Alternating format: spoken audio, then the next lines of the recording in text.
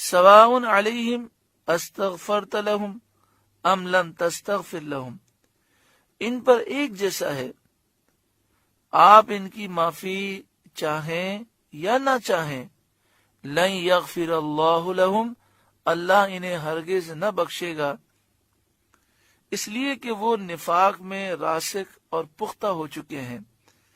جب تک ان کے دل میں نفاق ہے اللہ تعالیٰ ان کی بخشش نہ کرے گا، جب تک ان کے دل میں حضور کا بغض ہے اللہ تعالیٰ انہیں نہیں بخشے گا۔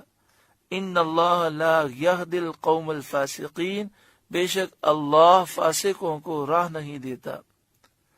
ہم الذین یقولون، وہی ہیں جو کہتے ہیں، لا تنفقوا علی من عند رسول اللہ حتی ینفدوا، کہ ان پر خرچ نہ کرو جو رسول اللہ کے پاس ہیں یہاں تک کہ پریشان ہو جائیں۔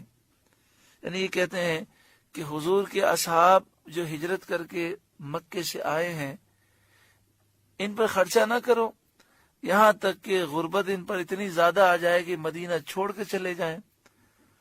وَلِلَّهِ خَزَائِنُ السَّمَاوَاتِ وَالْأَرْضِ، اور اللہ ہی کے لیے ہیں آسمانوں اور زمین کے خزانے، وہی سب کو روزی دینے والا ہے۔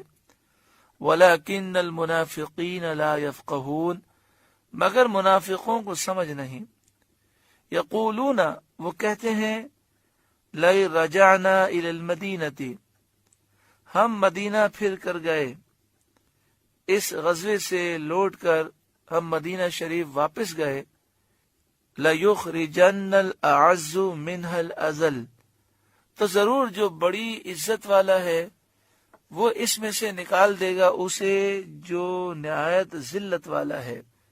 منافقین نے اپنے آپ کو عزت والا کہا اور مومنین کو ذلت والا۔ اللہ تعالیٰ فرماتا ہے، وَلِلَّهِ الْعِزَّةُ وَلِرَسُولِهِ وَلِلْمُؤْمِنِينَ، اور عزت تو اللہ اور اس کے رسول اور مسلمانوں ہی کے لیے ہے۔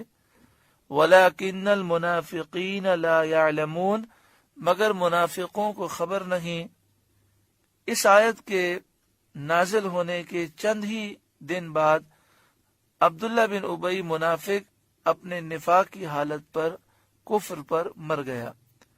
اللہ تعالیٰ ہم سب کو بری موت سے بچائے۔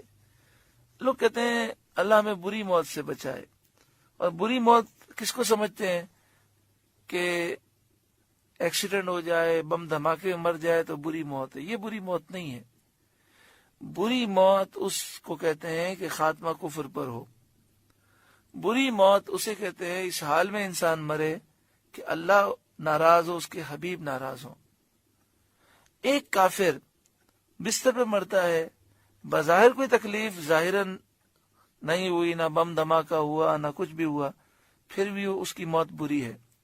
اور ایک مجاہد بم دھماکے میں شہید ہو جاتا ہے، اس کے جسم کے ٹکڑے ٹکڑے ہو جاتے ہیں، وہ بری موت نہیں ہے، بڑی عالی شان موت ہے۔ تو جو لوگ اس کو بری موت سمجھتے ہیں وہ اپنی اصلاح کریں، اس کو بری موت نہیں کہتے۔ اللہ راضی ہو۔